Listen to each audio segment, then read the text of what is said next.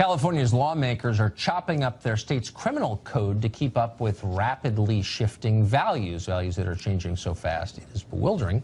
The state used to fear people deliberately spreading HIV, which remains a chronic, incurable, and ultimately terminal virus.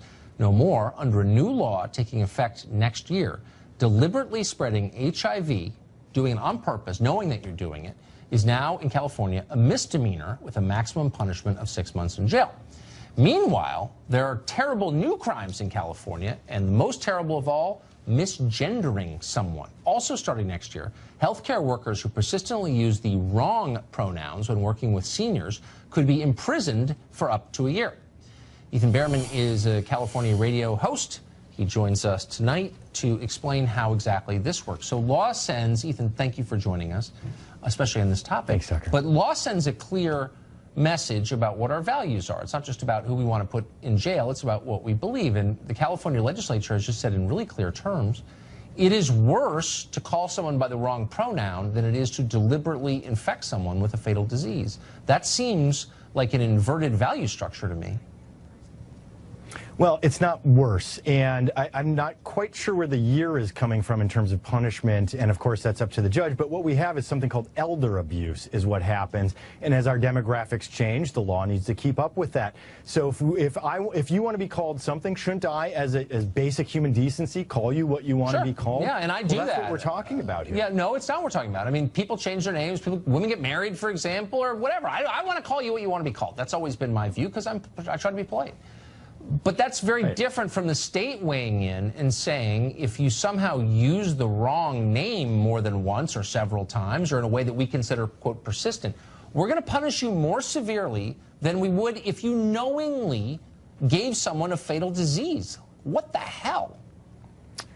Well, so we have a couple of different issues there. First off, HIV is no longer the fatal disease. When you and I were living through the 80s and seeing people dying left and right in San Francisco, among other places, it was fatal. And now medicine has advanced that it's not fatal anymore. Okay. We are keeping people alive. Look at Magic Johnson. Sure, that is true, but if you know people who have HIV, I'm sure you do, I do. First of all, people do die from it, for sure. Second, it's a huge deal. It's a big deal. It makes you really sick. It's super expensive. It's terrible. And you could say the same thing about tuberculosis. Should we decriminalize the intentional transmission of tuberculosis or malaria? Of course not. And the only reason you're doing this with HIV is because there is a specific lobby dedicated to achieving this.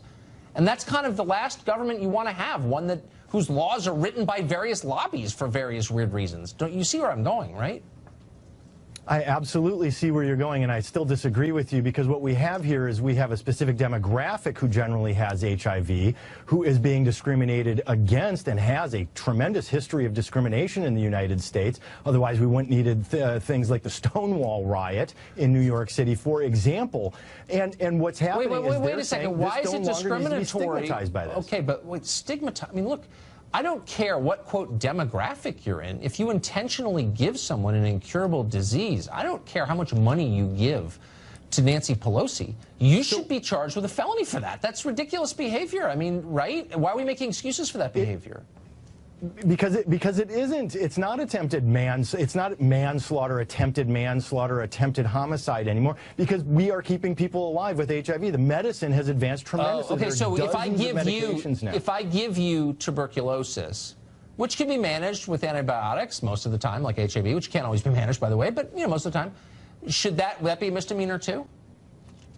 Yeah, and yeah, morally speaking, why not any STD? No, legally, no, because gonorrhea has never had the consequences of HIV or tuberculosis. But I mean, look, the tuberculosis sufferers don't have a lobby. That's the truth here. But as a moral question, you think it's okay, it shouldn't be a felony to intentionally give someone tuberculosis. Is that what you're saying?